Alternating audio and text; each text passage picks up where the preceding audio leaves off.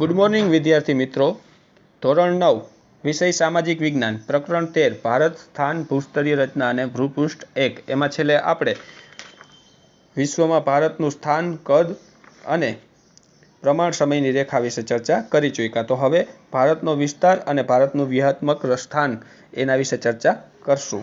તો ભારતનો કુલ વિસ્તાર 32.8 લાખ ચોરસ કિલોમીટર છે અને ક્ષેત્રફળની દ્રષ્ટિએ આપણે જોઈએ તો ભારત છે એ વિશ્વના 7મા નંબર ઉપર છે. ખાસ યાદ રાખજો, વિસ્તારની દ્રષ્ટિએ એ આપણો ભારત દેશ 7મા સ્થાને છે. એટલે વિશ્વના જે ટોટલ ભૂમિભાગો છે એનો 2.42% હિસ્સો ભારત પાસે છે. યાદ રાખજો, ટોટલ વિસ્તાર 32.8 લાખ ચોરસ કિલોમીટર, વિસ્તારની દ્રષ્ટિએ આપણે 7મા નંબર ઉપર છીએ અને ભૂમિભાગમાં આપણે 2.42% વિશ્વનો ઉપયોગ કરીએ છીએ.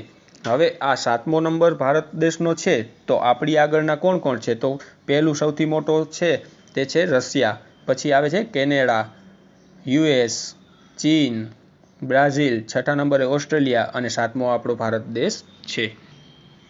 ભારતનો ભૂમિભાગ એશિયા ખંડની દક્ષિણ તરફ આવેલો છે. તો આપણે જોયું કે જે એશિયા ખંડ છે એની દક્ષિણમાં આપણો દેશ આવેલો છે. તેની ઉત્તરમાં ઊંચી પર્વત શ્રેણીઓ સેંકડો કિલોમીટર લંબાઈમાં પશ્ચિમથી પૂર્વ દિશામાં પથરાયેલી છે.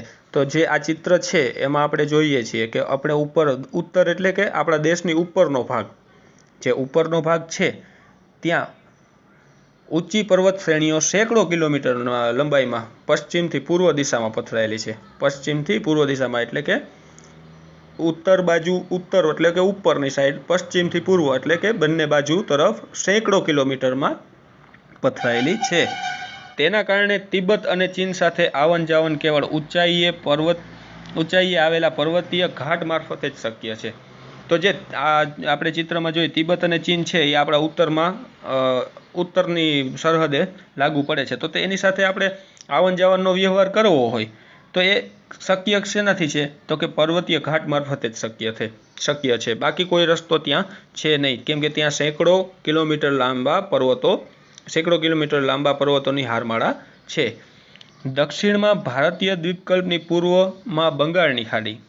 તો દક્ષિણમાં જોઈએ આપણે, ભારતમાં નીચે આવી જાઓ, આપણે નકશાની નીચે આવીએ તો જો દક્ષિણમાં છે ને આપણે નીચેનો ભાગ દક્ષિણ કહેવાય. તો દક્ષિણમાં એક સાઈડ છે બંગાળની ખાડી, બીજી સાઈડ છે અરબ સાગર તથા દક્ષિણે હિન્દ મહાસાગર આવેલો છે. એટલે કે નીચેના ભાગમાં સાવ દક્ષિણમાં હિન્દ મહાસાગર પથરાયેલો છે. આ સમુદ્રનો જળમાર્ગ તરીકે ઉપયોગ થાય છે. તો આ જે સમુદ્ર છે એનો આપણા દેશમાંથી બીજા દેશમાં આવવા માટે જળમાર્ગ તરીકે ઉપયોગ થાય છે. જમીન માર્ગો પર્વતીય અવરોધોથી ઘેરાયેલા હોવા છતાં ભારતે બહારથી આગમન થયેલા સાંસ્કૃતિક તત્વોને સ્વીકાર્યા છે. એટલે કે જમીન માર્ગોમાં આપણે ઉપર જોયું કે આખા જમીન માર્ગો છે તે પર્વતીય અવરોધોથી ઘેરાયેલા છે, કે પર્વતના અવરોધોથી, એટલે કે આપણે ત્યાંથી બીજો કોઈ માર્ગ અપનાવી શકીએ એમ છે નહીં.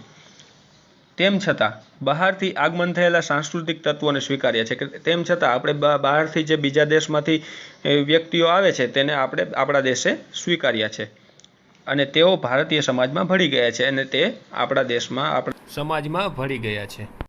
હવે ભારત પૂર્વ ગોળાર્ધમાં મોકાનું સ્થાન ધરાવે છે. એટલે આપણે આની પહેલાં જે પૃથ્વીના નકશામાં જોયું કે આપણો દેશ પૂર્વ ગોળાર્ધમાં આવે છે અને ત્યાં મોકાનું સ્થાન ધરાવે છે અને તેનું વ્યૂહાત્મક મહત્વ પણ વિશેષ છે. તો તેનું વ્યૂહાત્મક એટલે કે આપણા દેશમાં જે દરિયો લાગે છે તે પ્રાચીન કાળથી, એટલે કે જેમાં પ્રાચીન કાળથી પરસ્પર સંબંધોનો વિકસાવવામાં સમુદ્રનું મહત્વપૂર્ણ યોગદાન રહ્યું છે. એટલે ઘણા વર્ષો પહેલાં, પ્રાચીન કાળ એટલે કે વર્ષોથી આ જે જળમાર્ગો છે, સમુદ્રના માર્ગો છે, તેનું મહત્વનું યોગદાન રહ્યું છે. તો હિન્દ મહાસાગરના શીર્ષ સ્થાને ભારત આવેલો છે. તો જે નીચે આપણે દક્ષિણમાં જોયો કે હિન્દ મહાસાગર છે તેના શીર્ષ સ્થાન એટલે કે તેના ઉપરના ભાગ ઉપર આપણો ભારત દેશ આવેલો છે. પૂર્વ આફ્રિકા, પશ્ચિમ એશિયા, દક્ષિણ એશિયા તથા દક્ષિણ પૂર્વ એશિયાના દેશોની સાથે સમુદ્ર માર્ગો દ્વારા ભારતનો સંબંધ પ્રાચીન કાળથી રહ્યો છે.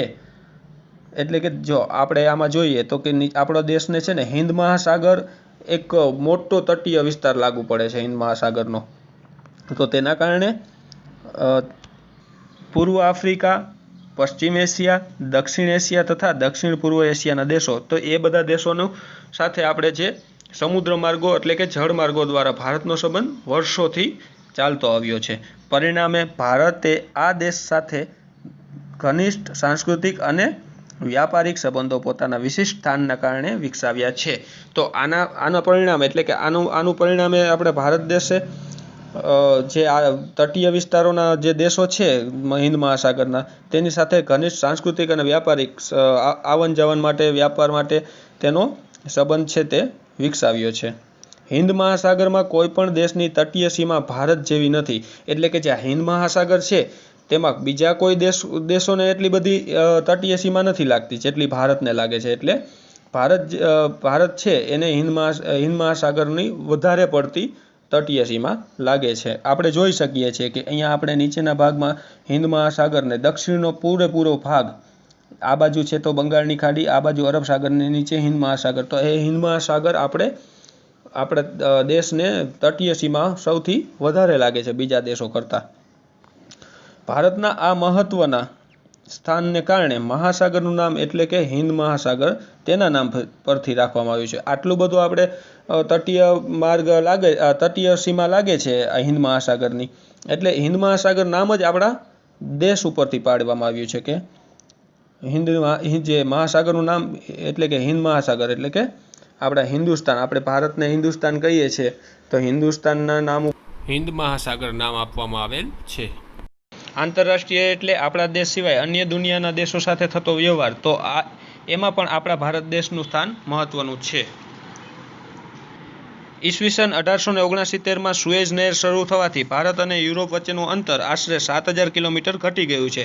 તો આપણે મેપમાં જોઈએ જે ડોટવાળી લાઈન છે એ સમુદ્ર માર્ગની લાઈન છે કે અહીંયાથી એ સમુદ્ર માર્ગ જાય છે. તો ઉપર જો અહીંયા ડોટવાળી લાઈન આપણે સુએઝ નહેરથી ભારતની તટીય સીમા દક્ષિણની જે તટીય સીમા છે ત્યાં સુધી ટચ થાય છે. તો એ જળમાર્ગ શોધવાથી 7000 જે સુએઝ નહેર ભારતમાંથી બીજા માર્ગ દ્વારા જવાનું થાય તો એનાથી 7000 કિલોમીટરનું અંતર ઘટી ગયું છે.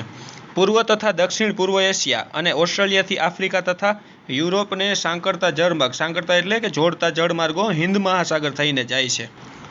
તો પૂર્વ તથા દક્ષિણ એટલે કે જે નીચે આપણે દક્ષિણનો ભાગ છે એની દક્ષિણને પૂર્વ બાજુ અને નીચે દક્ષિણ બાજુ જે હિન્દ મહાસાગર છે એ ઓસ્ટ્રેલિયાથી આફ્રિકા એટલે કે ઓસ્ટ્રેલિયા જે આપણે નીચે દક્ષિણમાં જોઈએ છે મેપમાં આપણે ઓસ્ટ્રેલિયા બતાવ્યું છે, એટલે ઓસ્ટ્રેલિયાથી આફ્રિકા એટલે આફ્રિકા અને ઓસ્ટ્રેલિયા બંનેના જળમાર્ગો આપણા દક્ષિણના તટીય સીમાને લાગુ પડે છે. તો આ બધા દેશના જે જળમાર્ગો છે તે હિન્દ મહાસાગર થઈને જ જાય છે.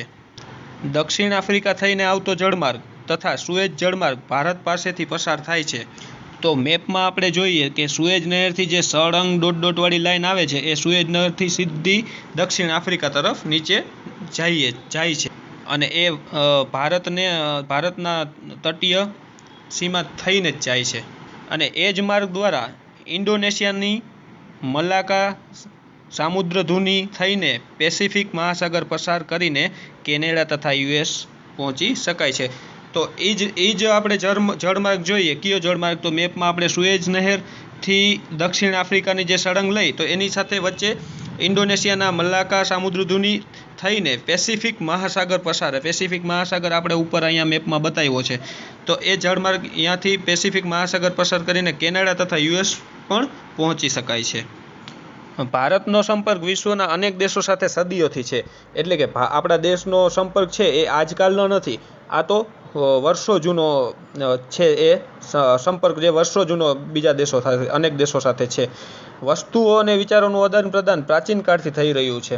એટલે કે વસ્તુ અને આદાન પ્રદાન આપણા દેશમાંથી બીજા દેશોમાં વર્ષોથી થઈ રહ્યું છે. આ જ પ્રમાણે ઉપનિષદો એટલે સારા ગ્રંથો, વિચારો, રામાયણ જે તમે જાણો જ છો, તથા પંચતંત્રની વાર્તાઓ, ચિકિત્સા પદ્ધતિ એટલે કે જે વેદની પદ્ધતિ છે, જે આયુર્વેદિક પદ્ધતિ છે, તે ભારતીય અંક અને દશાંશ એટલે કે 0થી લઈને 10 સુધીના જે અંક છે, દશાંશ પદ્ધતિ છે એટલે કે જે પોઈન્ટવાળી પદ્ધતિ છે વગેરે વિશ્વના વિભિન્ન ભાગો સુધી પહોંચી શક્યા છે. તો એ બધા આપણા દેશમાંથી ઘણા દેશોમાં પહોંચી ચૂક્યા છે.